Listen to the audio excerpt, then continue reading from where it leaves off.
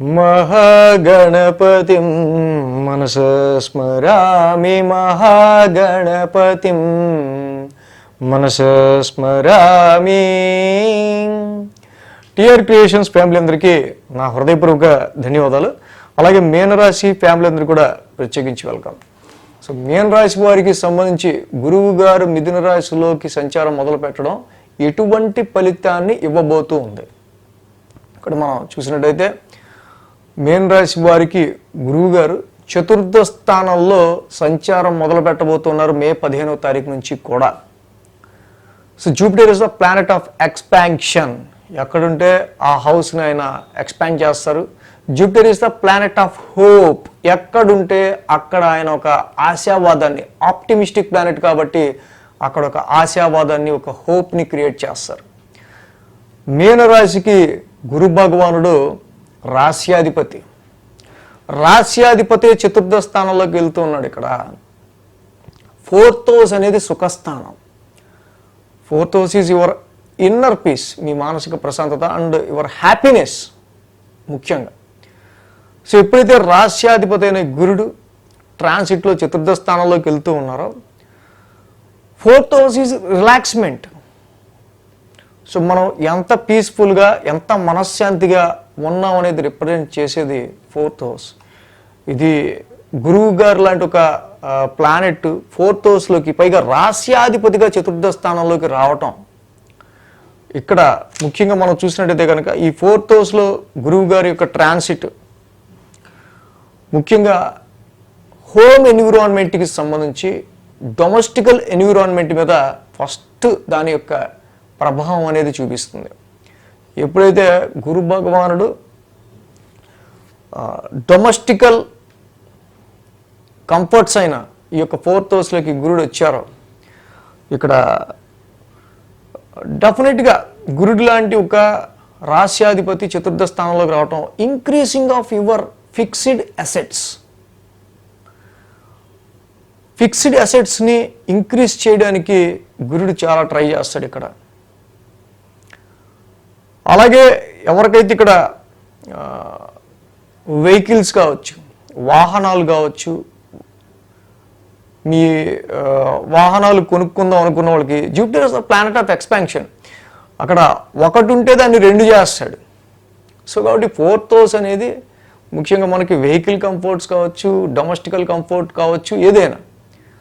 So ఇక్కడ డెఫినెట్గా some changes, కొన్ని మార్పులు చేర్పులు అనేవి మీ గృహ వాతావరణ రీత్యా ఏర్పడే ఆస్కారాలు ఉంటాయి ఇక్కడ.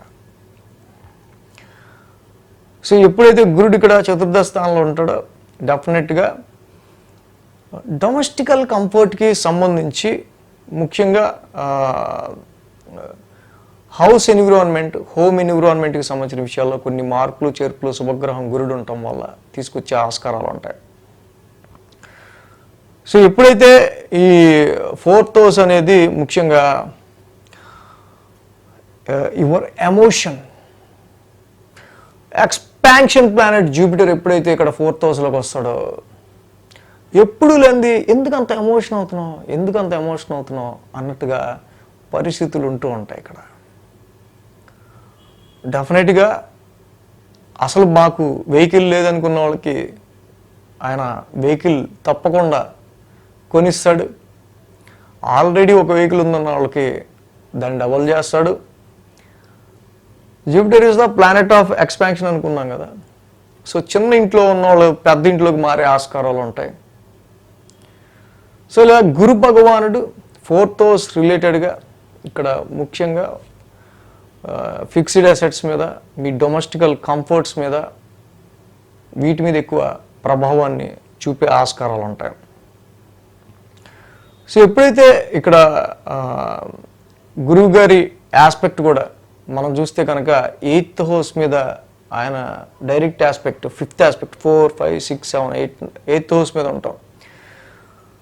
So 8th house 4th house నుంచి 8th హౌస్ మీద ఆస్పెక్ట్ చూడటం ఇన్హెరిటెన్స్ పరంగా కానీ, వారసత్వ ఆస్తుల రీత్యా కావచ్చు. 8th హౌస్ అనేది డెఫినెట్గా ఒక హిడెన్ వెల్త్కి సంబంధించి రికగ్నైజ్ చేసేది, అదర్ సోర్సెస్ ఆఫ్ ఇన్కమ్కి సంబంధించి చూసేది కాబట్టి డెఫినెట్గా ఈ టైంలో ఎనీ ల్యాండ్స్ ప్రాపర్టీస్ లాంటివి ఇన్హెరిటెన్స్గా రావాల్సినవి ఏమైనా ఉంటే వాటిని ఇక్కడ గురుడు తీసుకొచ్చే ఆస్కారాలు కూడా మనకు ఉంటాయి. అలాగే ఈ 8th హౌస్ మీద ఈయన యొక్క ఆస్పెక్ట్ ఏదైతే గురువు గారిది, సో డెఫినెట్గా ఇది రీసెర్చ్ వర్క్ ఓరియంటెడ్ వర్క్ చేసే వాళ్ళకి చాలా బాగుంటుంది.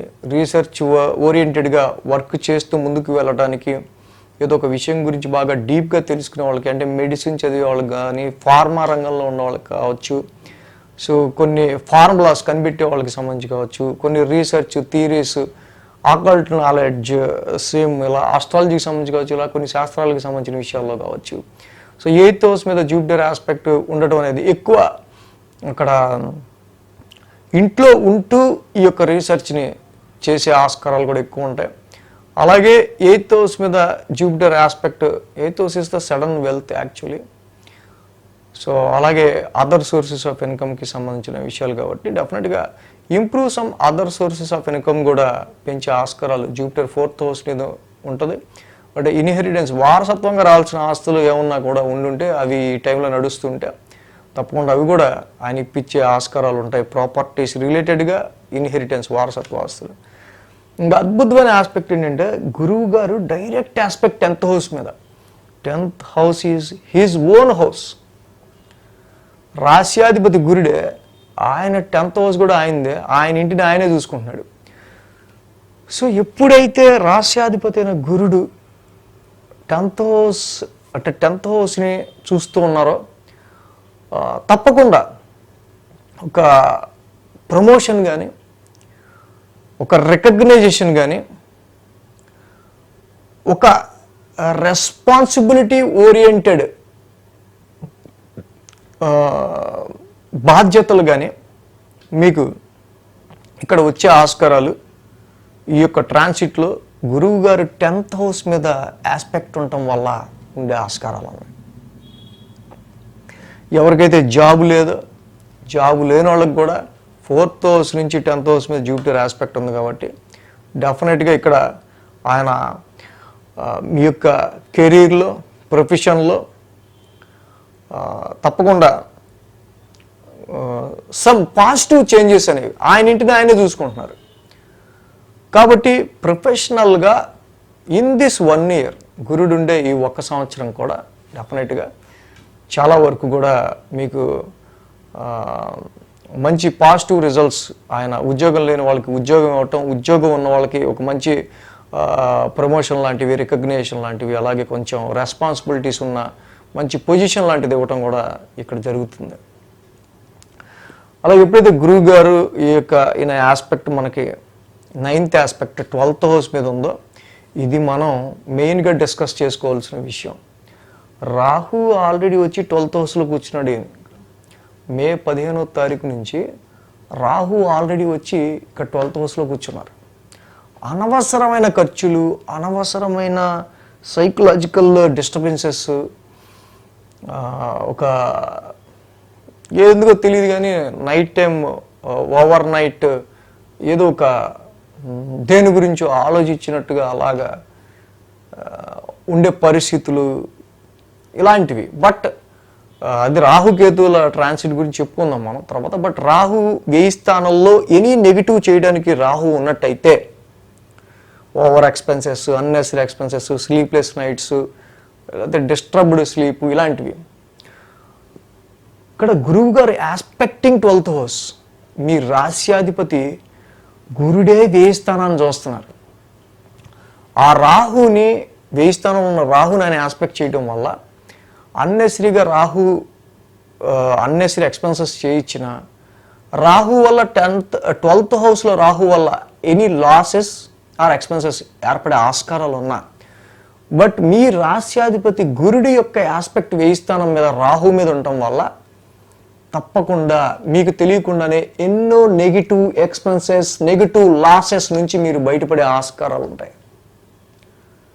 సో ఇది మీకు మీరుగా మీ యొక్క ఇంటెలిజెన్స్తో వ్యవహరించి డెసిషన్స్ తీసుకుంటా ఆ టైం దాకా ఏదన్నా ఒకవేళ నెగిటివ్ డెసిషన్ అనుకున్నా మళ్ళీ గురువుగారి ఆస్పెక్ట్ ఉంది కాబట్టి ఆ టైంకి మళ్ళీ మీకు అమ్మా ఈ డెసిషన్ నేను తీసుకోవడమే మంచిది అనే విధంగానే పరిస్థితులు వెళ్తూ ఉంటాయి.